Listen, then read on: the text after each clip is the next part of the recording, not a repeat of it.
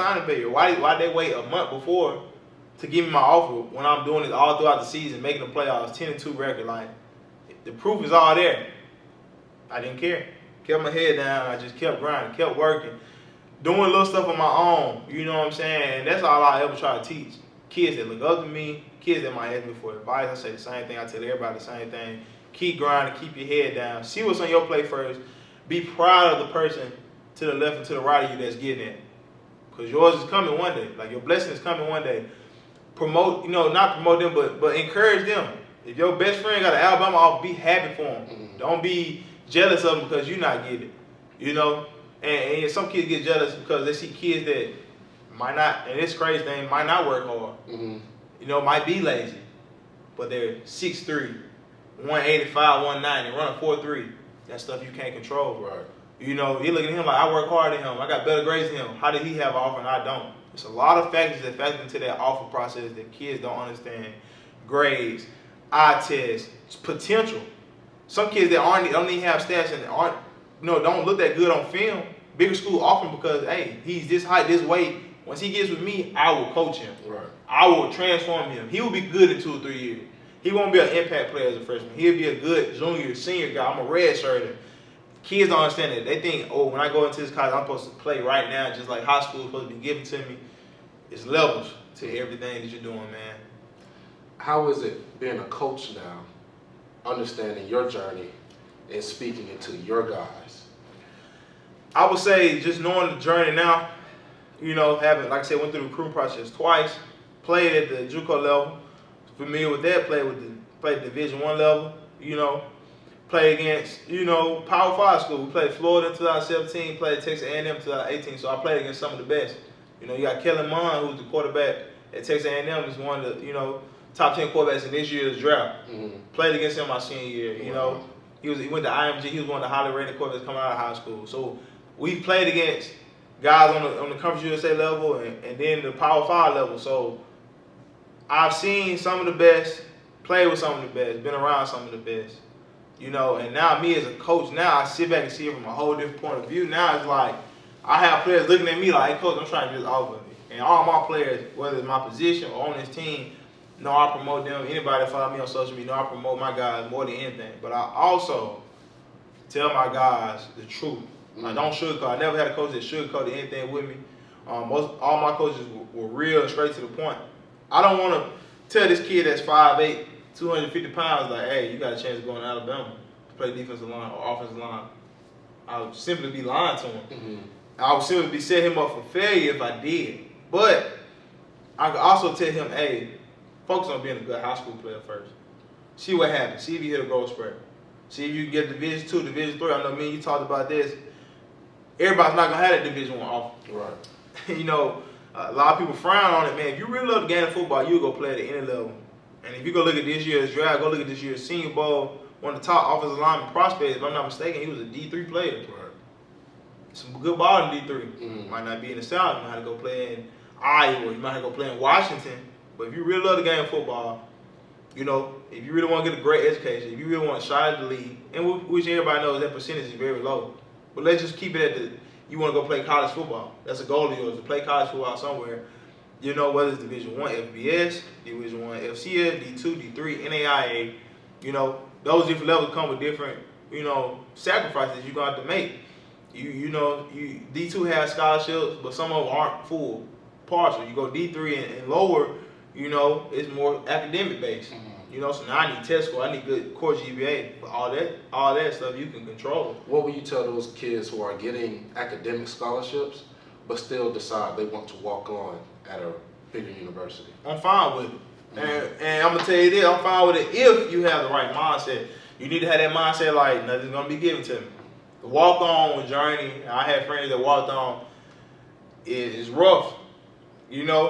Some kids are walked on or considered walk-ons, but they were really scholarship guys, just filled up. So they might have a slight edge on you, like, this kid is worthy of scholarship, but he walked on, that's a blessing for us. Mm-hmm. Now we can get him on scholarship in a year or so. Then you got true walk-ons who coaches were like, hey, I don't think he's that good, but he has good grades, good work ethic. We're going to add him to the team and just use him as a practice player. And those players can either just contribute to the team as a practice player, or actually prove people wrong and earn a scholarship. You know, I've seen it both sides. If you're receiving those small school offers, cherish those offers, man, because the offers will be given to anybody, man. Just have one last question for you. What advice can you give this class of 21, hey, possibly 22, about going into this portal, going into the next level this year and next year? You know, for high school students first, I would say educate yourself. Educate yourself on the recruiting process, as I spoke on before. You know, it's a numbers game, man. It's not that I'm not good enough to go play at this school. It's literally, does that school need my position? Mm-hmm. And if they don't need my position, I have to be so much of a dude to make them say, hey, we need to let this guy go to try to get this guy. You know, it's, like I said, it's a numbers game. Educate yourself. A lot of kids don't understand that it's all about position based, all about how many numbers they need at that position, how many scholarships they got left, are they on probation? Did the NCAA take away scholarships from them? You know, all that stuff factors into it. Everybody's not going to be an ESPN top 10 player. You know, it's exceptions for those kids. And it is what it is. Life isn't fair. The game isn't fair. You know, the recruiting process isn't fair. It is what it is. Like I said, the coronavirus has affected a lot. It affected 20. Kind of blessed those guys because, NCAA waived ACT scores for them, and non-qualified were able to go to those Division I schools just because they didn't have to take the test now. That's a blessing. You know, I think it's for 21 as well. They didn't have to take the test or need the 18, which is the minimum ACT score. You know, and the guys that signed 21, congratulations to them. But those that didn't, don't give up on your dream, man. Keep grinding, keep working out, keep your head down, and keep grinding. As me and you talked before, man, everybody's not gonna be D1. Everybody's not gonna be D2. Some people are gonna be D3 NAIA. Some people might have to go prep school. A lot of coaches might shame the D3 NAIA prep school. And don't get me wrong, I'm not gonna say I'm the biggest fan of it, because I know how easily people can get distracted and it can go wrong. And you might look to your left, right, try to blame somebody for you making that decision. But if you really love the game of football, you have to consider the whole scenario. If you really love the game of football, if a coach calls you and says, hey, I can give you this much money, utilize, somebody's gonna have a student loan. Everybody can't be loan free. You might have to get a loan, FAFSA, academic scholarship. That's the biggest thing I teach, man, in the classroom. If you can handle your business in the classroom, it'll set you up to succeed.